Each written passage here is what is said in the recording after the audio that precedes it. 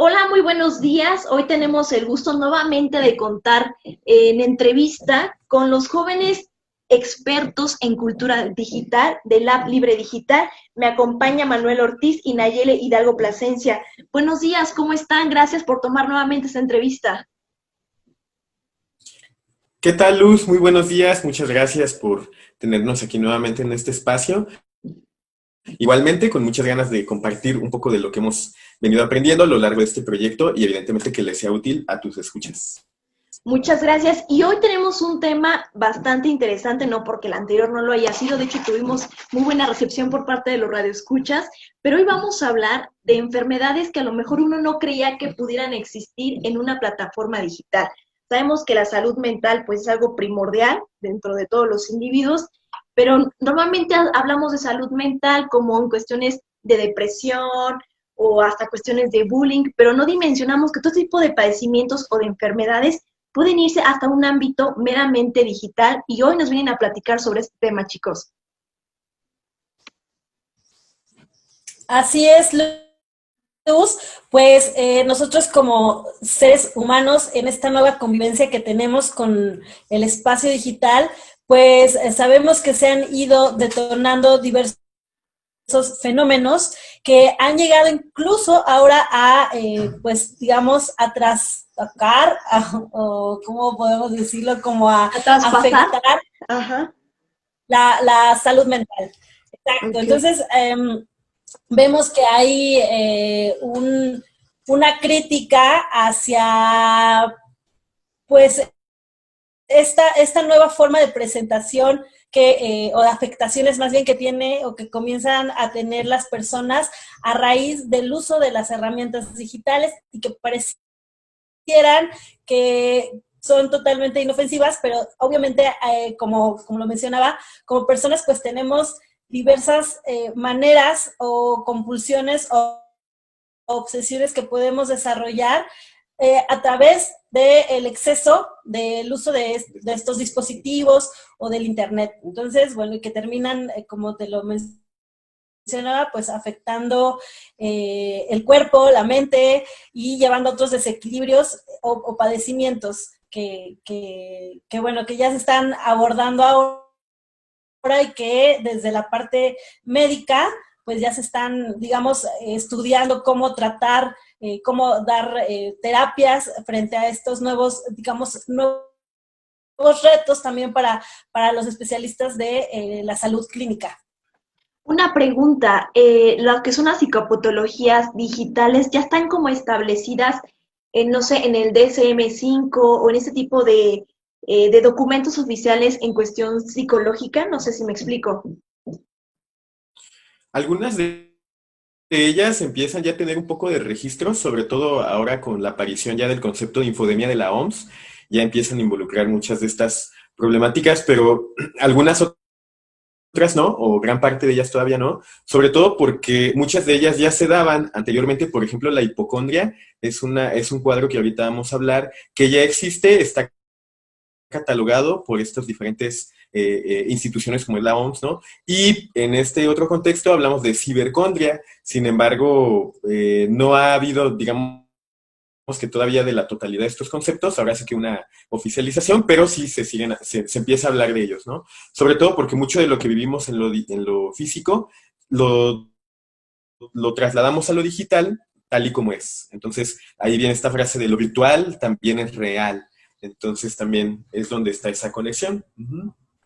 Y hemos vivido aspectos, o muchos, sobre todo jóvenes, el ciberbullying, ¿no? Que a lo mejor de esta situación, que es un fenómeno que también lo hemos abordado en otras ocasiones, se deriva a lo mejor ansiedad, depresión, pero digamos que se emplea una plataforma digital para hacer un daño a alguien. Aquí estamos hablando meramente ya de enfermedades que se desarrollan dentro de esta área digital, tengo entendido. Sí, pues no sé si todavía llamarlo como tal, como algunos no son todavía como enfermedades, sino más bien como trastornos que empiezan o que causan en las personas ciertas sintomatologías, ciertos efectos físicos, ciertas afectaciones pues también de estrés o de ansiedad, de estos problemas de percepción, o a veces desequilibrios emocionales. El ciberbullying son efectos, no podemos considerarlo todavía como una enfermedad, sino más bien son trastornos o incluso actitudes que puede tomar la persona frente como a estas pues causas que tiene o efectos que tiene la propia tecnología y que puede llevar a una persona a condiciones de estrés, de ansiedad, de depresión, de un desequilibrio emocional también que tiene que ver con los problemas de la percepción, de la propia conciencia. Estos trastornos, que como lo mencionaba Mane, que existen en lo real y que se llevan a lo virtual, pues muchas veces tienen toda una causa de ser. Y, por ejemplo, en el ciberbullying, las personas que suelen atacar, pues regularmente se ha considerado que tienen ciertos, o tienen, digamos, un cuadro de condiciones, ya sea personales o de cuestiones que tienen que ver con su contexto, que los llevan a actuar de esa manera.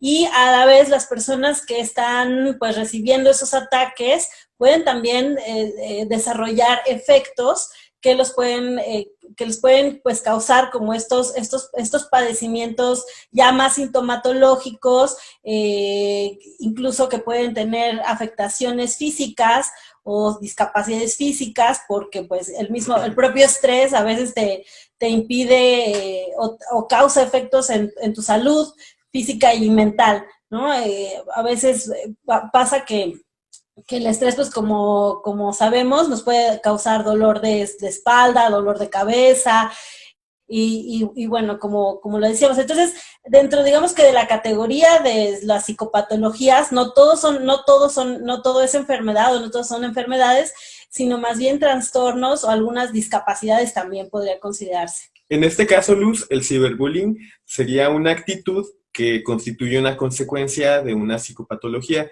Nosotros identificamos psicopatología como un trastorno mental que se deriva del estrés, de la ansiedad o de desequilibrios emocionales, que tiene manifestaciones físicas, tiene sintomatología, produce discapacidades o afectaciones corporales.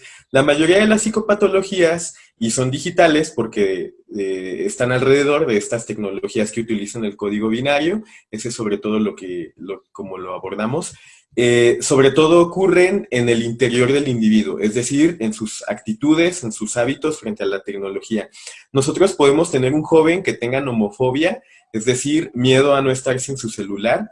Podemos tener otra persona que esté infoxicada, ¿no? Tenga una sobresaturación de infoxicación, y eso va a producir que desarrollen este tipo de conductas en sus relaciones sociales, como lo es el bullying, como lo es cualquier tipo de extorsión también, o de acoso también desde el plano digital, todas las variedades también de crímenes relacionados con la intimidad. Entonces, otra manera de entender esto, Luz, tendría que ver con que no todos estos actitudes como el bullying son equivalentes a las psicopatologías. Las psicopatologías son la unión de dos cosas. Hay un desajuste mental producido por el estrés, por la ansiedad, que también tiene repercusiones emocionales y que afectan la percepción y también el conocimiento, pero tienen manifestaciones físicas. Por eso hablamos de una patología, porque hablamos de un trastorno que tiene síntomas, que produce discapacidades y también afectaciones corporales. El bullying no es propiamente una psicopatología digital, sería más bien una consecuencia de este tipo de cuadros, ¿no? En donde obviamente utilizamos tecnologías digitales que emplean el código binario y que tenemos aquí una diversidad, como por ejemplo la nomofobia, que es el miedo a estar sin el celular. Podemos tener un joven que tenga nomofobia. La infoxicación, podemos tener una persona, un adulto que se sienta saturado de información, y este tipo de estados o de psicopatologías digitales van a producir el desgaste y también, hasta cierto sentido, el deterioro de las relaciones sociales. Es donde vamos a tener este tipo de fenómenos, como lo sería el ciberbullying, como lo serían otras formas de acoso, como lo sería el grooming, como serían toda la diversidad también de delitos, ahora ya catalogados así, en contra de la intimidad de las personas en el contexto digital.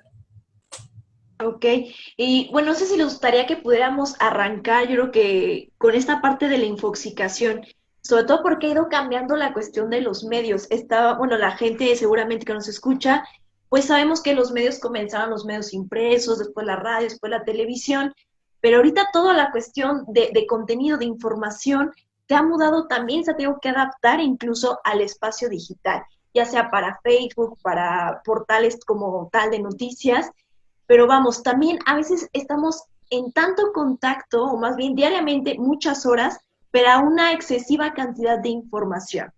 Entonces, también he podido encontrar desde no tener fuentes confiables, ¿no? Algunos portales de noticias que se hacen pasar por ciertos portales oficiales y que no son. ¿Cómo lidiar uno como usuario común, que no es experto a lo mejor, en detectar para empezar información confiable? ¿Cómo podemos combatir esta infoxicación?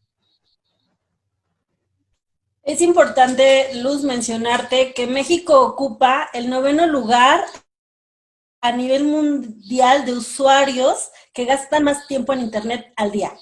Entonces, hablamos de que el mexicano promedio gasta aproximadamente o pasa entre 3 y 6 horas conectados. Este hábito es importante considerarlo porque justamente el pasar tanto tiempo frente a o estar dentro del espacio virtual, muchas veces la gente no, digamos, gasta el tiempo en sus redes sociales, pero sin un fin. Es decir, hay que recordar que la información ahora no la busco yo, sino llega a mí. Y los algoritmos en las redes sociales, a través de las redes sociales, pues hacen una lectura de lo que nosotros vemos, de lo que nosotros compartimos. Y muchas veces el gran problema, por ejemplo, que se detona a partir de esta infoxicación, pues tiene que ver y tiene mucha relación con las fake news, con las noticias falsas, con el hecho de no saber o ser críticos o desarrollar esta habilidad para poder identificar información que sea, digamos, útil o que sea verídica, etcétera. Entonces, ¿cómo combatimos? Yo creo que estamos siempre expuestos.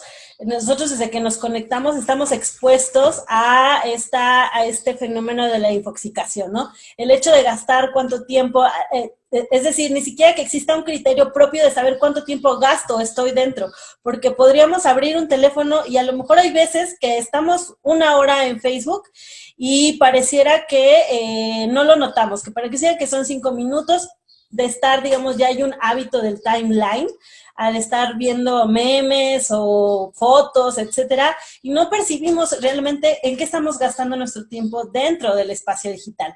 Entonces, hay una de las cosas que nosotros como Lab Libre Digital promovemos es justamente crear esa conciencia crítica desde para qué estamos utilizando una red social, de qué es cuando entramos o nos conectamos a internet, qué es lo que queremos hacer, qué es lo que queremos ver, qué es lo que queremos escuchar, qué es lo que queremos aprender incluso. Entonces, recomendamos que frente a esta gran, amplia, obviamente, oferta de contenidos, pues primero como crear como esta conciencia de desde lo personal, desde mi propia iniciativa, ¿no? De decir, voy a gastar tanto tiempo, digamos, tener este autocriterio para decidir en qué voy a gastar mi tiempo dentro del espacio digital. Es difícil, evidentemente, porque no hay una educación que nosotros recibamos sobre esto y al final de cuentas cuando uno se conecta, pues es libre de buscar, ver o leer lo que quiera. Pero pues sí vemos que frente a la gran gama y gran oferta de contenidos, pues tenemos que empezar nosotros a desarrollar, a saber qué queremos leer y qué medios, por ejemplo, son para mí confiables, qué medios me pueden ofrecer, por ejemplo, en el caso de las noticias, qué medio para mí es confiable, qué medio, digamos, cumple con los criterios periodísticos para darme la información más allegada a esa verdad que busco.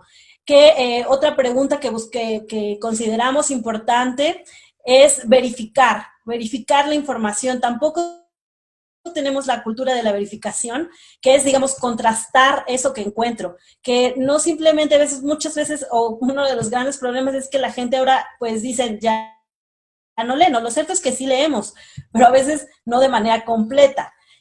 Buscamos la noticia o llega a nosotros la noticia y ¿qué pasa? Leemos el título, jamás entramos y le damos clic para leer lo que pasó. Hay gente que incluso entra a los comentarios para ahorrar tiempo y no entrar a leer la noticia.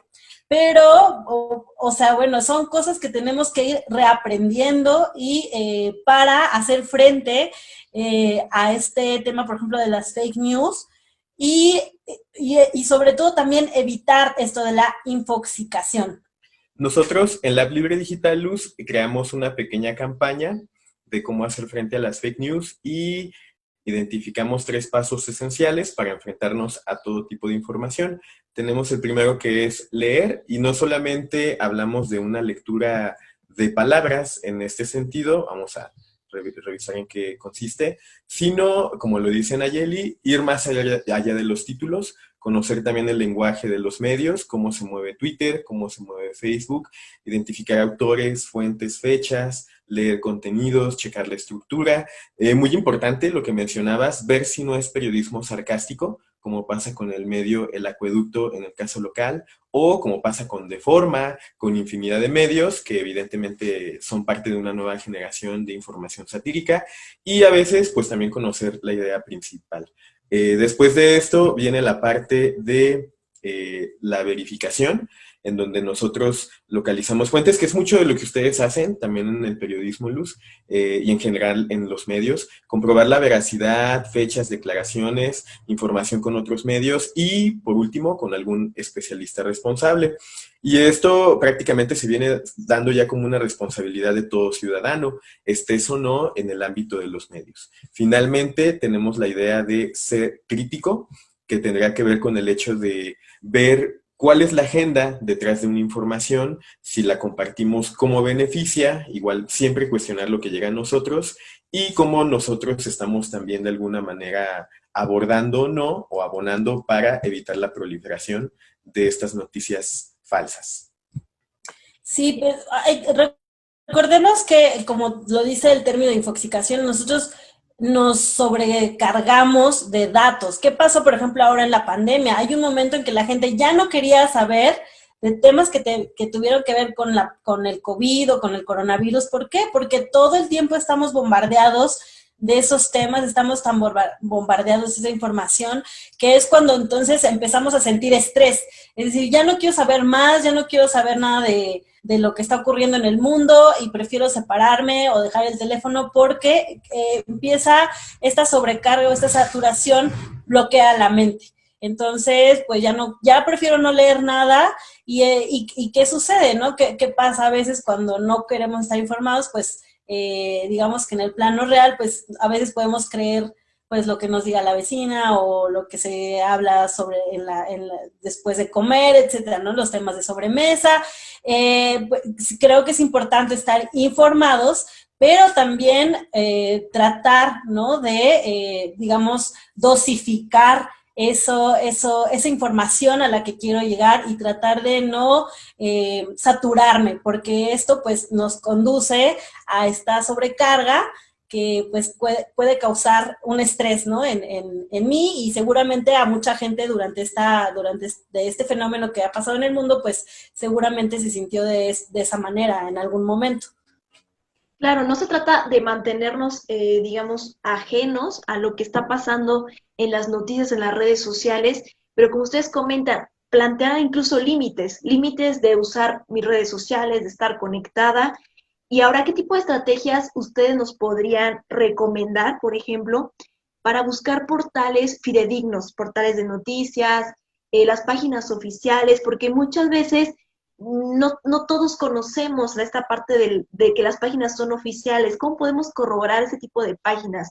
Porque sabemos que hay páginas que se llaman igual que ciertos portales y a veces la gente puede tropezar en ese tipo de rumores o de noticias falsas, ¿no?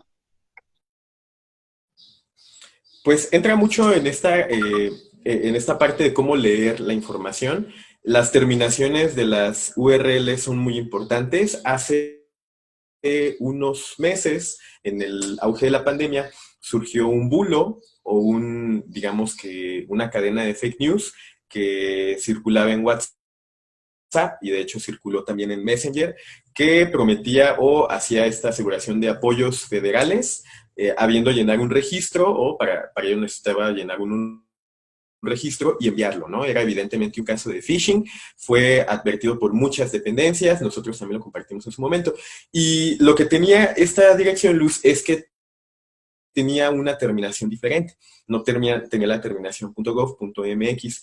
Ese es un punto muy importante que nosotros podemos compartir con la audiencia, siempre verificar la lógica en las terminaciones de las URL. De igual forma, cuando estamos frente a un portal, a veces no sabemos, o incluso el diseño de estos portales satíricos a veces se parece al anterior, siempre hay que verificar bien autor y evidentemente checar bien la descripción del portal.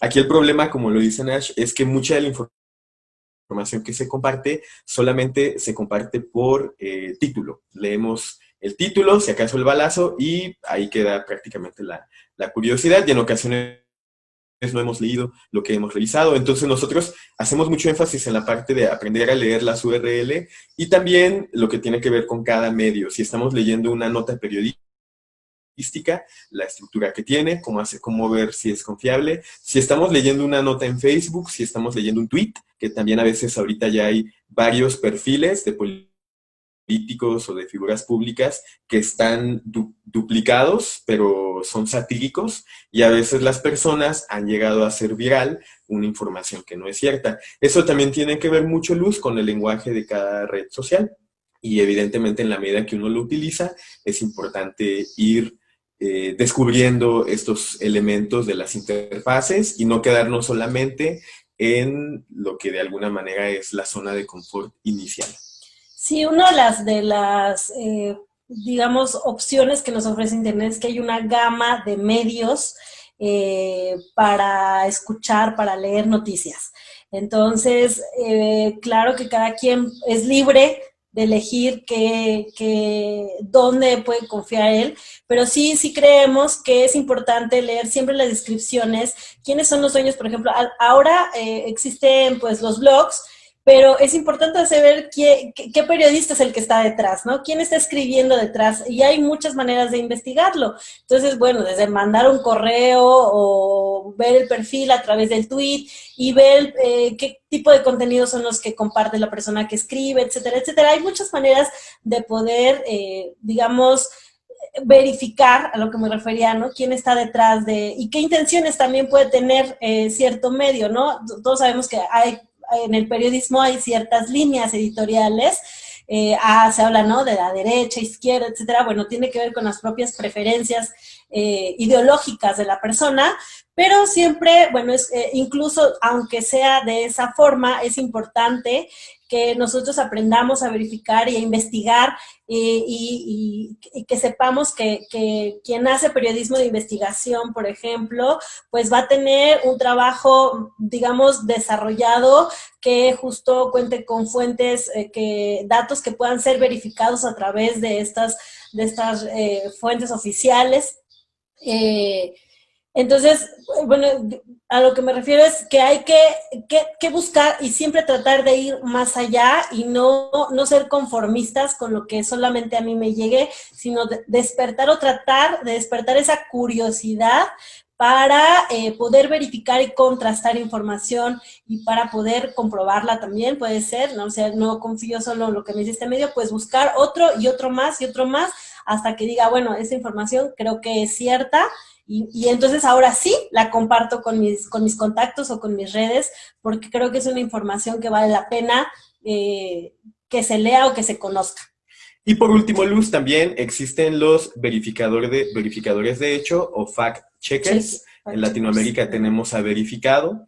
En Estados Unidos hay checadores de hechos políticos. Incluso hay uno muy interesante que mide el nivel de veracidad de las frases que dicen los políticos. sobre todo ahora con esta guerra de declaraciones en Twitter, es un nivel, 70-80%, qué tan verdadero es esa frase, y ahí no tenemos que hacer mucho, simplemente visitar esas páginas, introducir la información, y estas organizaciones están trabajando para ahorrarnos esa tarea.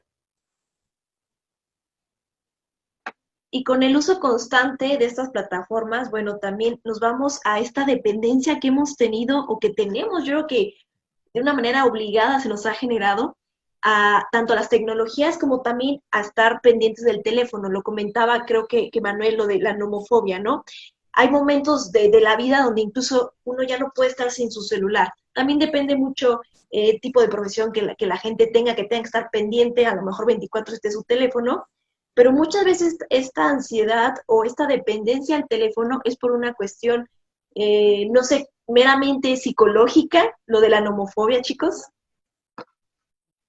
Sí, pues se ha desarrollado ya, se considera incluso una adicción. Hay quien ya la trata o que tienen que acudir con especialistas o terapistas para tratar su adicción a la falta de uso del celular. Y como te lo mencionamos desde un inicio, pues muchas veces tiene que ver incluso a veces con problemas de autoestima, con problemas de, digamos, sociales. A veces este tipo de personas, pues son personas introvertidas que, pues, digamos, en el contexto real, pues no son muy sociales, etcétera, etcétera. Entonces, esas emociones o esos, digamos, conflictos personales, pues a veces se vacían hacia este tipo de uso de dispositivos y bueno, también el hecho de que estén dentro del celular, pues a veces se relaciona con que pues tienen o gastan mucho tiempo en los videojuegos o viendo ciertas páginas o compras en línea también, pues también son adictos a las compras en línea o no sé, también consumen mucha pornografía, ¿no? Son como características que los adictos al celular pues han desarrollado, pero muchas veces se relacionan con sus propios problemas personales que puedan pues venir cargando. Entonces ya se considera, ya hay muchos especialistas tratando de abordar lo de bueno, digamos el desarrollo de la nomofobia hacia una adicción o tratarlo como una adicción. Un fenómeno relacionado, Luz, que también se relaciona mucho con la infoxicación, es el MAPA, o del inglés es Fear of Missing Out, que podemos nosotros traducir como miedo a perderse de algo, que precisamente sería una manifestación también de esta nomofobia, en donde necesitamos la necesidad de estar revisando las notificaciones minuto a minuto o ver si ya pasó algo, ¿no? Y sobre todo ahorita, en este contexto probablemente el coronavirus, de infodemia, en donde cada 10 minutos sale algo nuevo, eso es también una urgencia. Tú mencionabas algo muy importante que en algún momento nos llegaron a preguntar.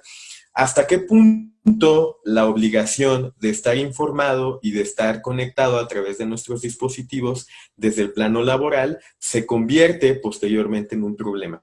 Y ahí hay un fenómeno interesante porque muchas de las personas que tienen que estar sujetas o atadas a la conectividad digital en sus tiempos, digamos que libres o después de haber experimentado esta sobrecarga, tienden a, digamos que, sentirse agotados y hasta cierto punto evitar un poco, como en el caso de la tecnofatiga, su utilización. Entonces, en el otro caso, tenemos precisamente estos jóvenes y en general también muchas personas que sí, como lo dice Nash, muchas veces se proyectan las propias problemáticas que ya existían, incluso antes de la realidad digital, en estos contextos, y ahí es donde evidentemente tiene importantes efectos físicos. Hemos tenido casos, incluso en el caso del fenómeno de los gamers, de jóvenes que pasan más de 24 horas, 48 horas, sobre todo en culturas asiáticas, continuamente conectados y jugando. Y todo este fenómeno también relacionado con los hackers, de la inmersión, de realidad virtual, que viene muy fuerte, prácticamente es un proceso que ya nos alcanzó. Entonces, hay un dilema, y me agrada que tú lo plantees, hasta qué punto es necesario y hasta qué punto es prácticamente, digamos que, una psicopatología, ¿no? Finalmente, creo que el hecho de que tengamos que hacer todo en el celular no es una buena señal. Por ejemplo, trabajar en el celular, por ejemplo, escuchar música en el celular, comunicarnos en el celular, jugar en el celular, correr o hacer deporte con el celular, también digamos que es una saturación. Ujú.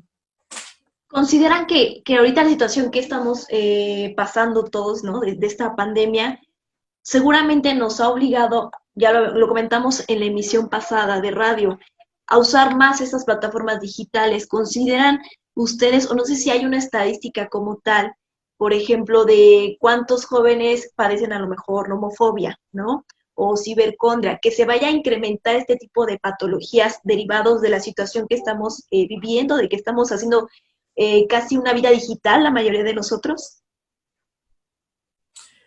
Sí, de hecho tenemos aquí algunas notas, si gustas ahí medio las vamos pasando. Por ejemplo, aquí esta nota de una información de la Organización Mundial de la Salud nos dice que pasamos más horas mirando pantallas que durmiendo. Es una nota de España, en este caso son sociedades pues con más acceso a la tecnología. Hay una serie de aumento en los trastornos mentales, según este estudio de Londres, del King's College, que, bueno, este es también en el caso del contexto británico, jóvenes que según digamos que, sí, cantidad de estudio, 42,000 jóvenes británicos, entre 2011 y 2017, el 23% tiene esta ansiedad, sobre todo de la nomofobia, que bueno, está relacionado con otros problemas, como ya lo mencionó Nash, como el estrés, la reducción del rendimiento escolar, falta de sueño, estado de ánimo.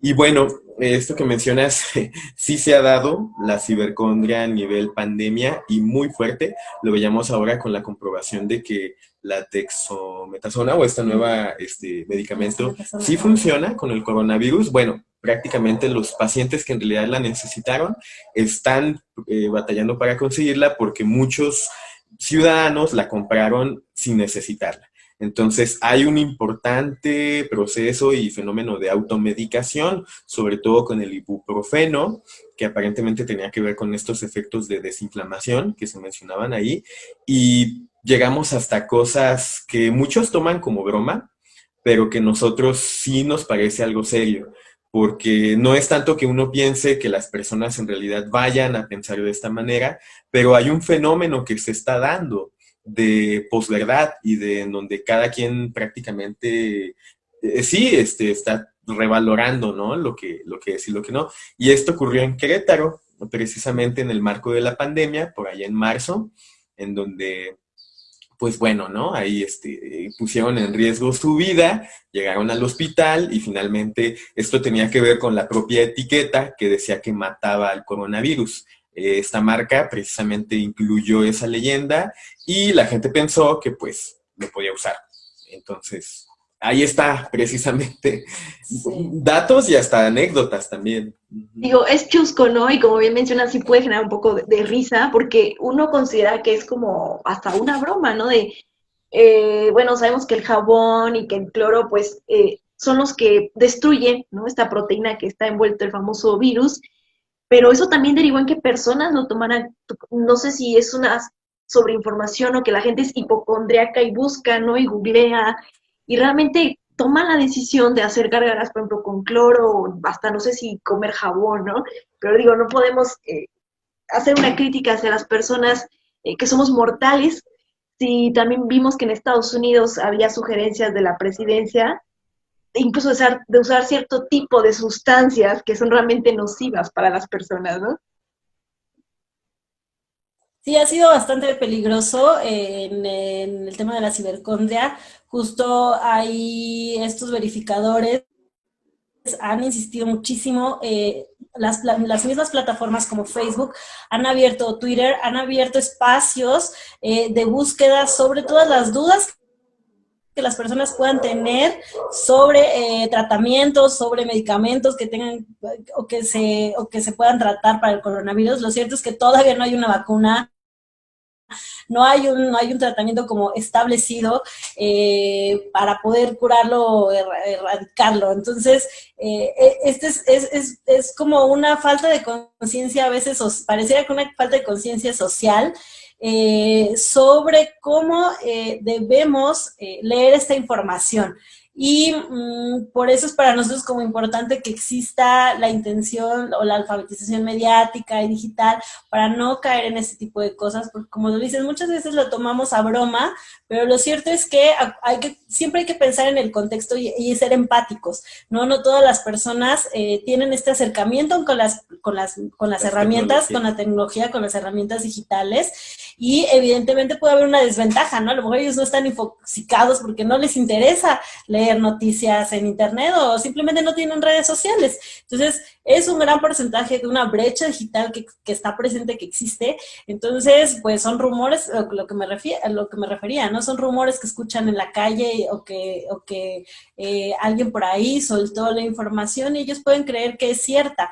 Entonces, hay que tener mucha empatía y sí, pues tratar como de que estos comportamientos compulsivos que puedan darse, por ejemplo, sobre las compras excesivas de medicamentos que no necesitamos, pues sí tratar de empezar a combatir, a ser conscientes de que no tiene ningún fin y que pues tratar de pensar de manera más sí, altruista. Más altruista, exacto. Y socialmente responsable. Uh-huh. Hay un asunto interesante con la cibercondria, es que la persona cree que está enferma. Y en la medida en que hay más información de las enfermedades, lo sabemos sobre todo incluso con los especialistas médicos, en ocasiones ciertas enfermedades complejas no las puede identificar un médico o un especialista a la primera. Tienen que hacerse estudios, incluso químicos de diferentes tipos, ¿no? Ahora bien, si nosotros identificamos las sintomatologías, los cuadros de diversas enfermedades y nos ponemos a autoevaluarnos desde nuestra propia percepción y búsqueda en internet, pues vamos a identificar que un cuadro que nosotros podamos tener puede coincidir con una y infinidad de enfermedades. Y actualmente vivimos una era que desafortunadamente aumentan cada vez más los virus, siempre hay un crecimiento, lo estamos viendo ahorita, y evidentemente pues también es una era de sobreinformación en donde cualquiera puede o de alguna manera tiene el acceso a esta información.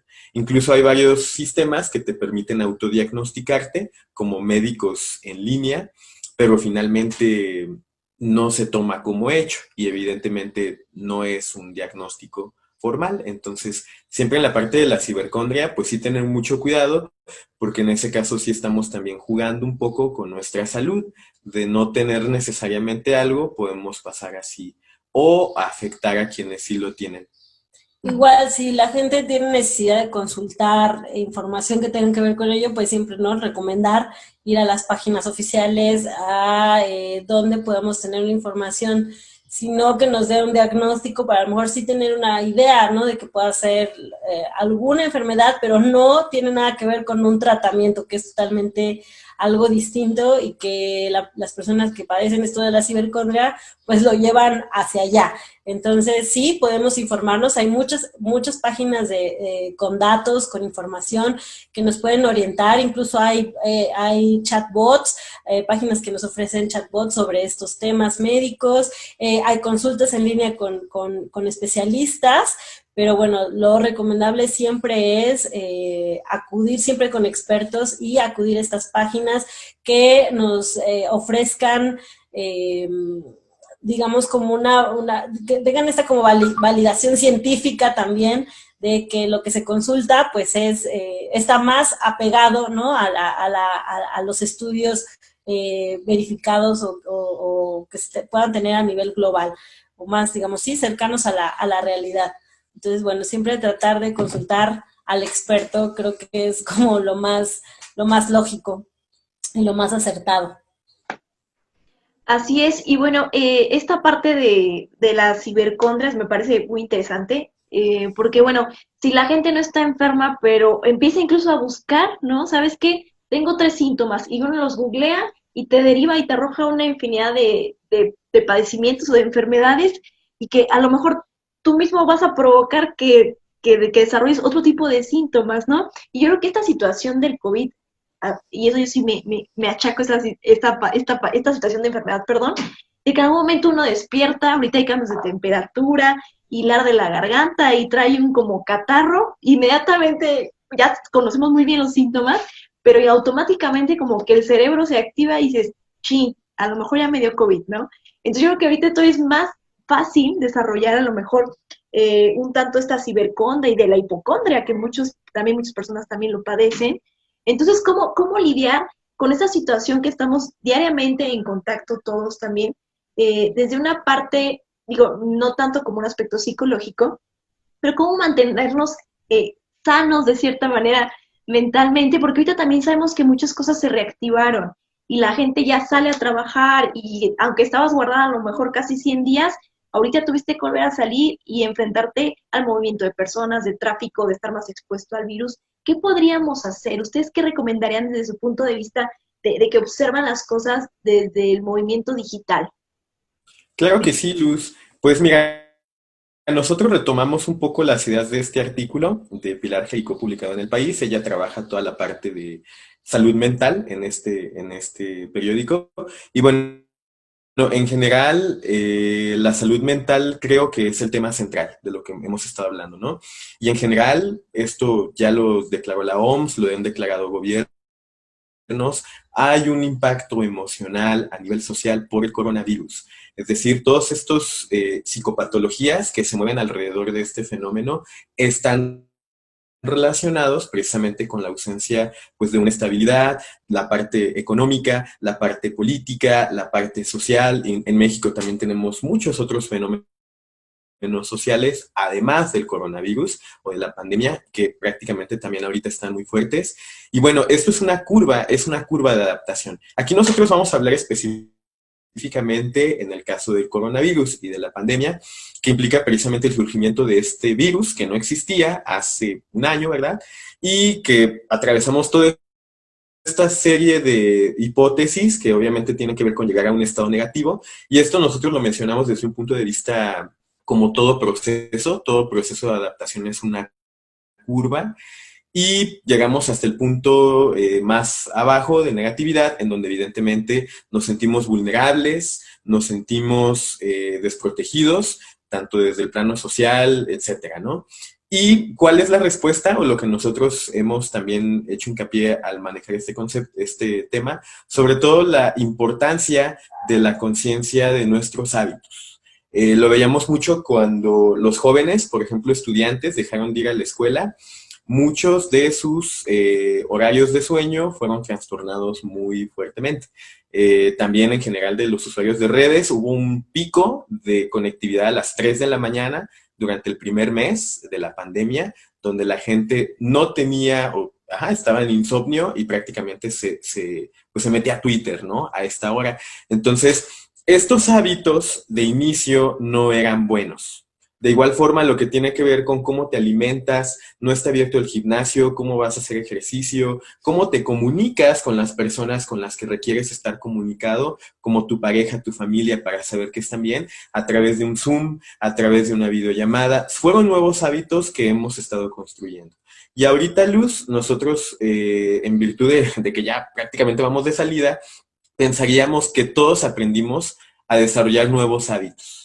Y creo que el punto esencial es cuestionarnos, incluso desde ese momento. De hecho, nosotros hicimos un clip dedicado a este tema en las primeras semanas de la pandemia, también un poco como para presentar esta idea, que esos hábitos, pues evidentemente nos permitieron salir o mejorar ciertas circunstancias, o por el otro lado, que creo que nos pasó a todos, que eso también fue algo presente en las redes. Digo, la pandemia no era para terminar de estudiar todo y hacer los miles de cursos, etcétera, porque también estaba esa otra parte, ¿no? Que también finalmente es una presión en contra de la salud mental, el hecho de la positividad tóxica, ¿no? Entonces, nosotros sí creemos que es una situación de autoevaluación, en donde no se trata de competir, de qué tanto hiciste, qué tanto no, si hiciste ejercicio en casa, pero sí de cuestionarnos los hábitos que estamos teniendo. Y sobre todo los hábitos que nos van a permitir salir de esta curva de adaptación emocional, porque finalmente es eso, es un proceso del cual evidentemente debemos salir fortalecidos. Sí, aquí es muy interesante lo que dice Mane, cuando la gente empezó a tener que quedarse en casa, tener que hacer home office o los estudiantes hacer homeschool, pues que desarrollaron mucho de esto los empujó hacia la tecnofatiga, y hacia la tecnoadicción. Entonces, bueno, son dos fenómenos que tienen que ver con estas psicopatologías, que en su momento, evidentemente, cuando decíamos que estábamos en el punto más abajo de la curva, pues puede desarrollar, o la gente empezó a comenzar a desarrollar estrés y episodios de ansiedad, no tanto así que incluso el gobierno tuvo que abrir líneas de apoyo psicológico para las personas. Entonces vemos que empezó a haber un cansancio, una apatía, en esta nueva adaptación de tener que estar también tanto tiempo frente a estos dispositivos, también presentan un agotamiento, pueden desarrollar un agotamiento mental para las personas. Entonces, por eso esta presión de, como lo decía Mané, ¿no? Aprende, haz ahora, termina, o sea, creemos que no va por ahí, sino que es un proceso incluso personal que cada quien o cada individuo pudo tomar, ¿no? Durante este episodio de contingencia, sin con este peso de tener que hacer o tener que aprender, porque así lo señalaban a través de estos espacios digitales. Entonces, bueno, lo que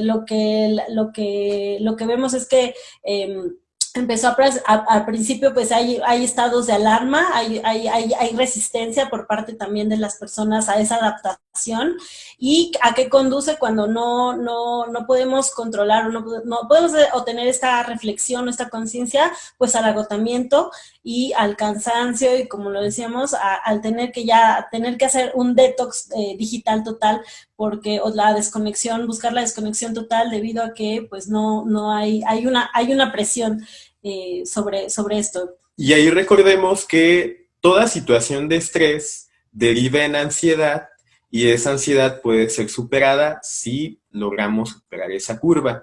Si no, y ahí es donde veíamos en este diagrama, llega la depresión. Entonces, eso es lo que precisamente lo que se trataba de evitar. Ahorita ya se dice cómo finalmente ya venía también siendo un problema desde antes, porque según este dato que ya manejaba la OMS desde hace 5 años, la depresión va a ser la principal causa de discapacidad en México, discapacidad laboral en este año, prácticamente se estaba esperando. Entonces, ese es un poco el proceso, ¿no? De estas psicopatologías digitales. Todos atravesamos estrés, todos llegamos a cuadros de ansiedad, pero lo importante es no prácticamente dejarnos ir hacia la depresión. Y si ya estamos en una depresión, que eso también es muy importante, hay que tratarla como lo que es, y evidentemente con especialistas y siendo conscientes del papel de la tecnología, que eso es algo que también a nosotros nos importa mucho, porque creo que ahorita, sobre todo con el derribamiento de ciertas perspectivas muy tradicionalistas, ya las personas están más dispuestas a pedir ayuda en torno a su salud mental.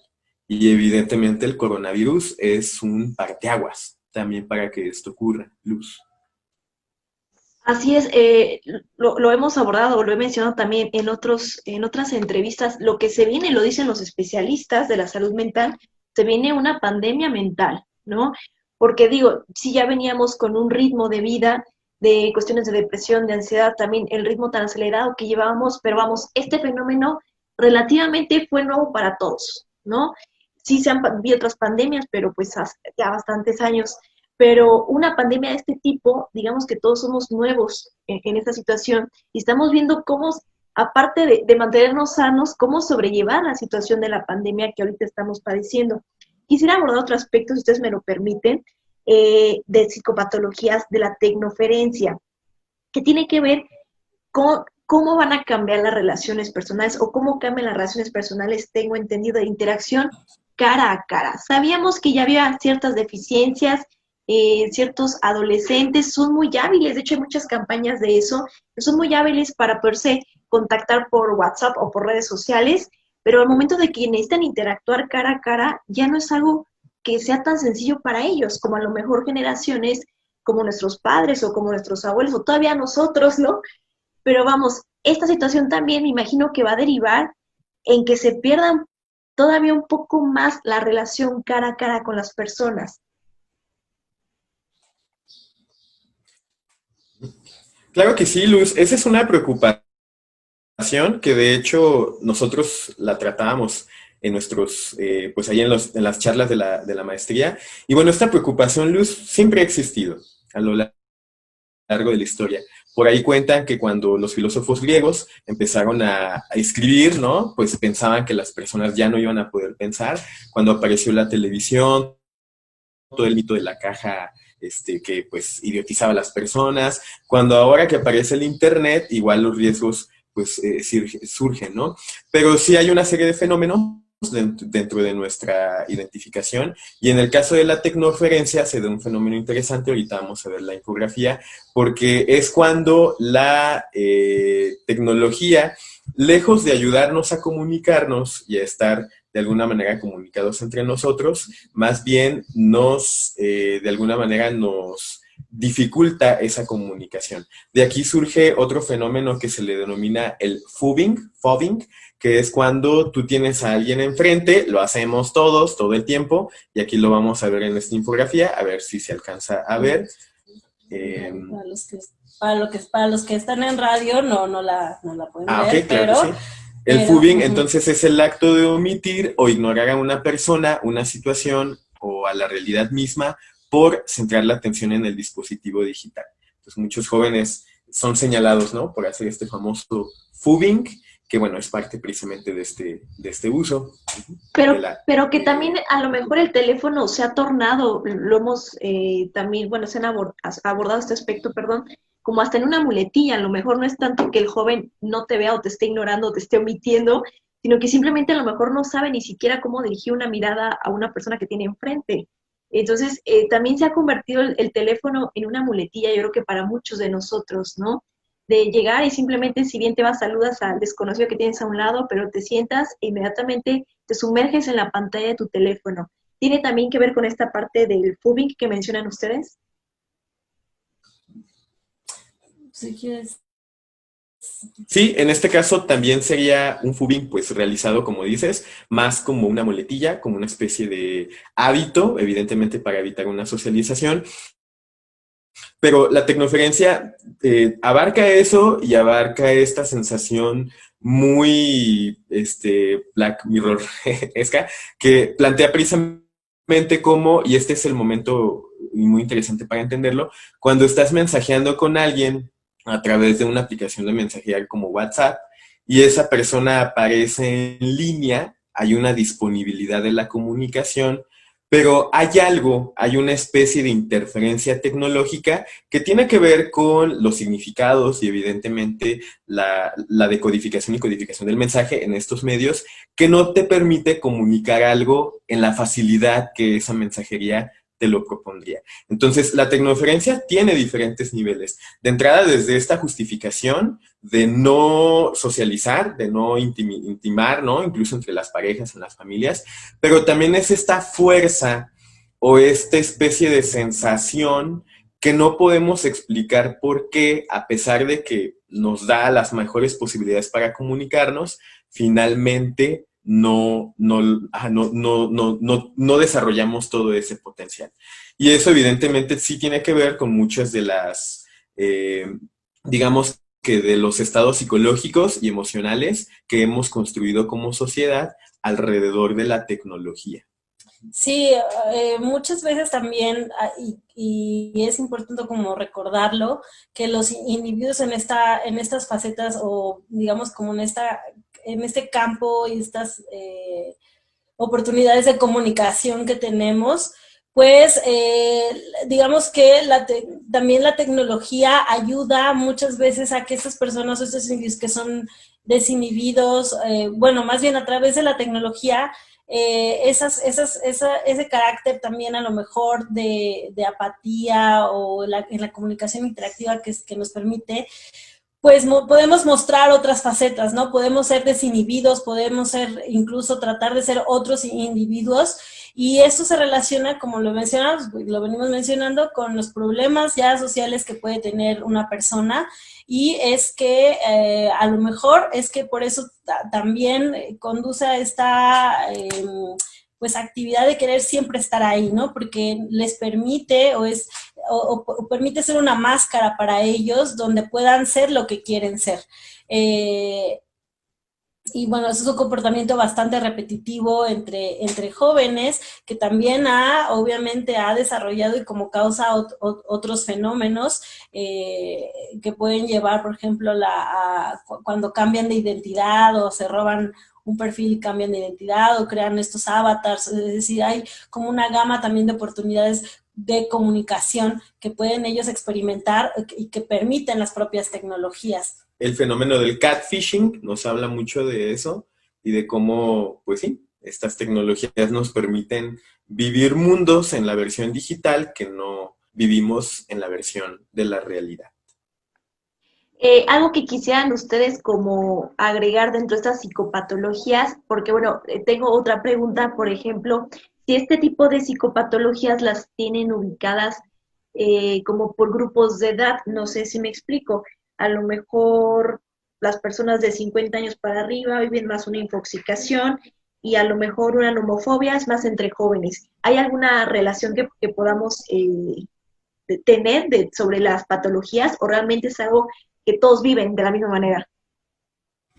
Ocurre un poco con la categoría de migrante y de nativo digital de Mark Prensky, que en su momento fue muy retomada. Él es uno de estos teóricos muy citados, pero que finalmente en el trabajo académico es sumamente criticada. De hecho, es muy citado, pero para ser refutado. ¿Por qué? Porque finalmente, en su mayoría, y eso depende mucho del contexto, según lo que algunos analizan, no podemos de alguna manera, pues sí, ahora sí que dividir o en ese sentido como catalogarlos, sobre todo por edad. Más bien sí es un fenómeno que creo que afecta dependiendo de el tipo de actividad que hagas y evidentemente sí también influye un poco la edad, pero sí hay sus excepciones, ¿eh? De hecho, en España hay un movimiento de jóvenes que ellos son centennials, son muy jóvenes, pero no quieren nada tener que ver con la tecnología.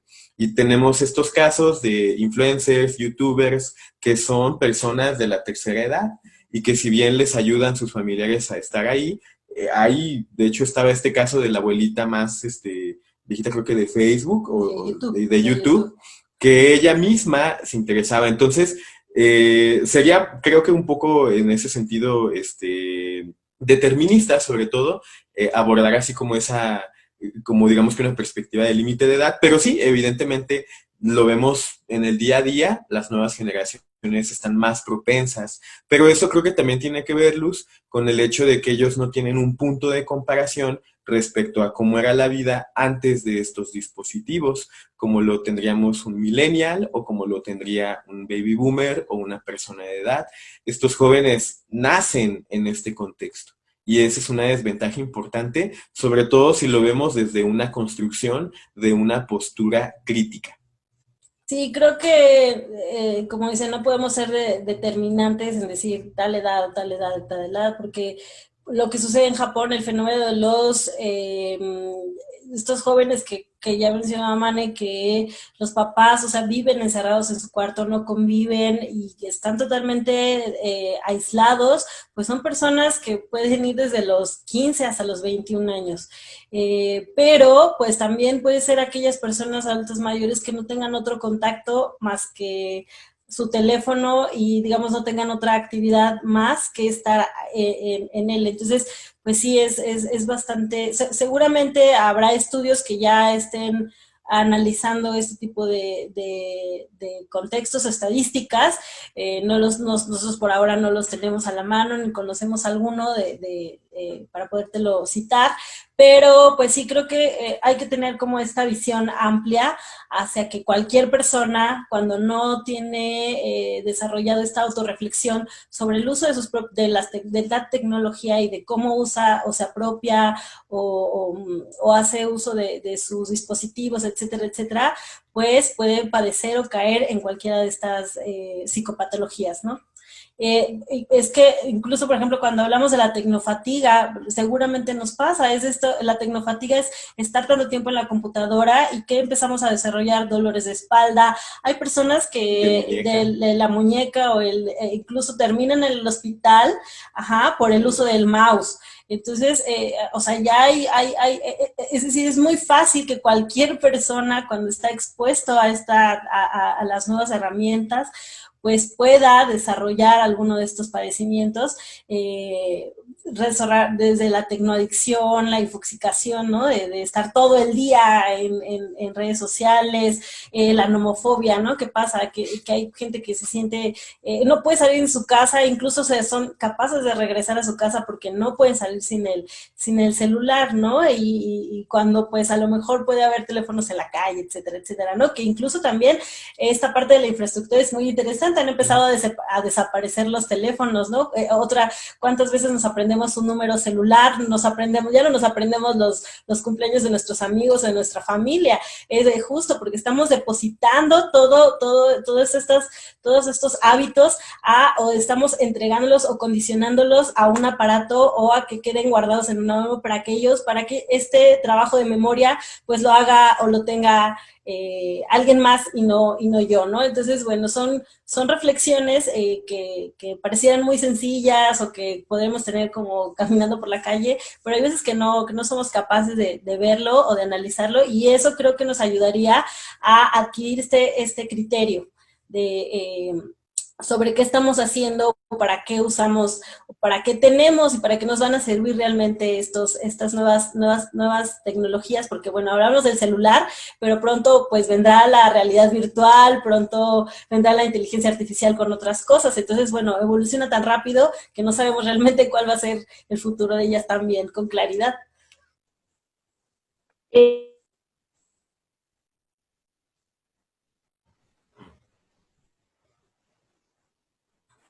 Ya no te escucho.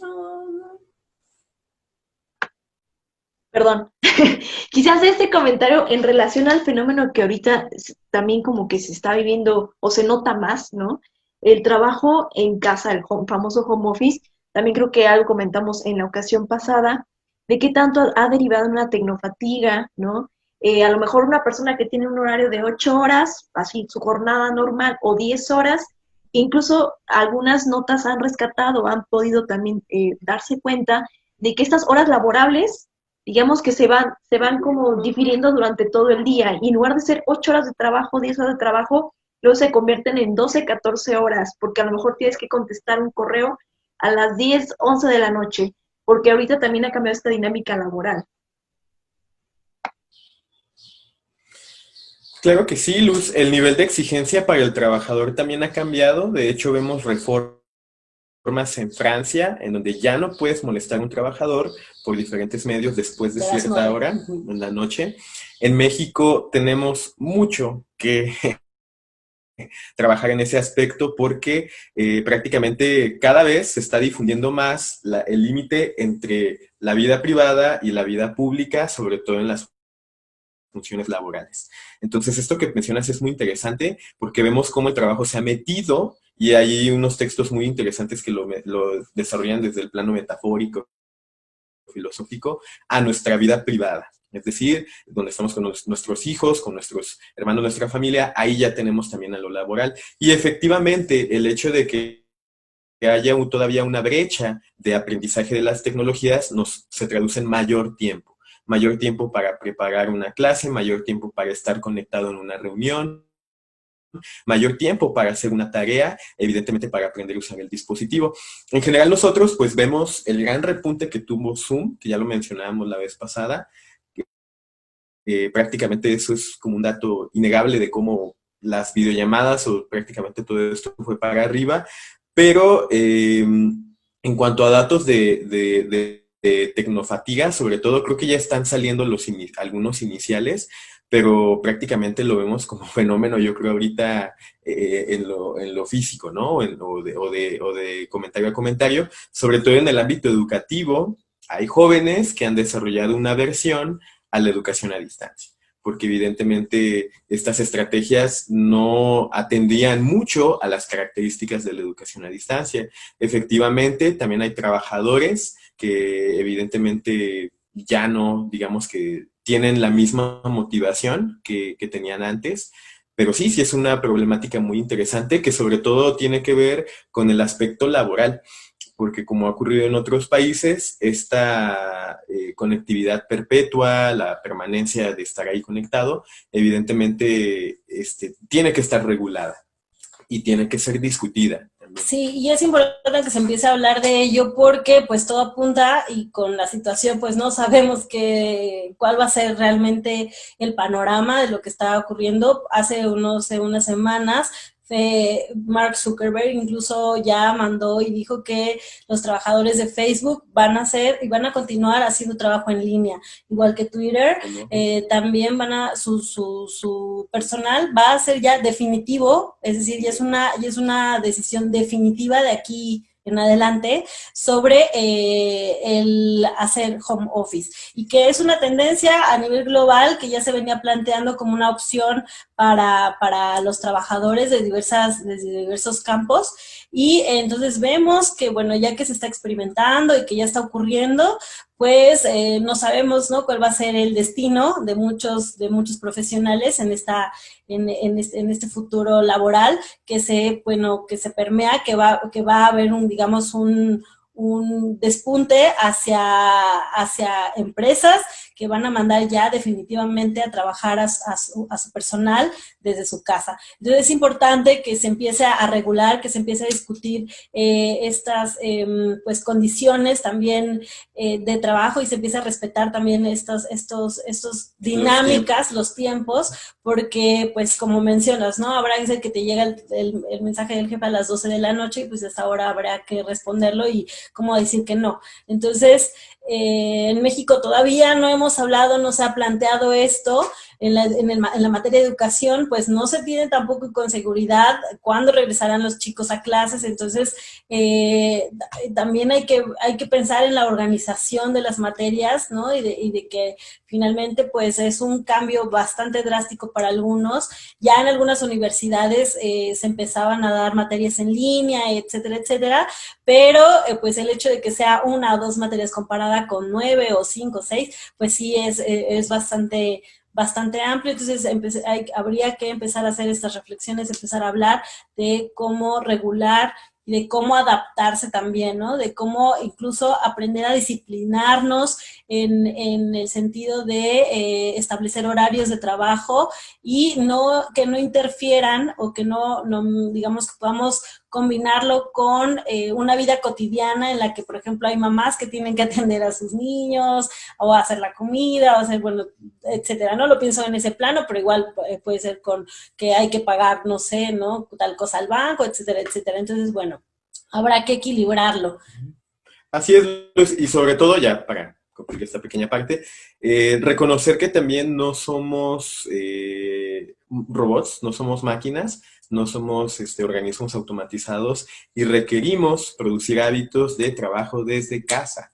Entonces, a veces uno quiere tener el mejor desempeño en su trabajo, pero es importante establecer hábitos, establecer horarios, establecer horas de comida, establecer horas de ocio también, que es importante, horas de actividades familiares, de casa, porque evidentemente si no es así, entonces se empieza a dar este fenómeno del cual hablábamos al inicio, en donde ya no se sabe dónde termina algo, dónde empieza lo otro, y el individuo también se sobresatura. Perfecto, pues les agradezco nuevamente por esta entrevista. Nos dejan bastante contenido, más bien bastante información a analizar. Como bien mencionan ustedes, se viene un cambio de hábitos de esta situación que estamos viviendo, que seguramente se van a quedar. No sabemos si vamos a en algún momento regresar a lo que conocíamos, pero ahorita es una nueva realidad y que conlleva nuevos hábitos. y por supuesto que tiene que ver con establecer límites en el uso de las redes sociales, de las plataformas digitales. Vamos a ver qué va a pasar con el ambiente educativo, que es otra de las incógnitas que seguramente a todos nos está quebrando un poco la cabeza, porque es algo, yo creo que es un reto tremendo y para todos los países, no solamente para México como tal. Les agradezco nuevamente por su tiempo, por agendar esta entrevista y de verdad muy interesante la información que nos proporcionan. Igualmente vamos a estar compartiendo sus redes sociales, están como Lab Libre Digital, tanto en YouTube como en Instagram, en Twitter y en Facebook. Muchas gracias por la información y por la entrevista, de verdad, que es muy grata esta información que nos comparten. Muchas gracias a ti, Luz, por la invitación y aquí estamos. Saludos, Luz, muchas gracias. Gracias, chicos.